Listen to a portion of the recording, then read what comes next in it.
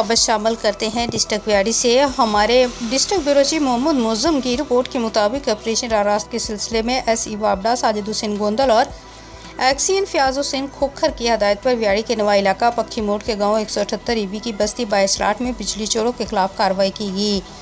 Operation रारास्त की निगरानी SDO वाबडा Rana Ishtiyaq Ahmad अपनी टीम और कानून नाफिज करने वाले अदारों के साथ मिलकर की। राना इश्तियाक अहमद ने कहा कि ऑपरेशन रारास्त मुल्क भर में जारी है।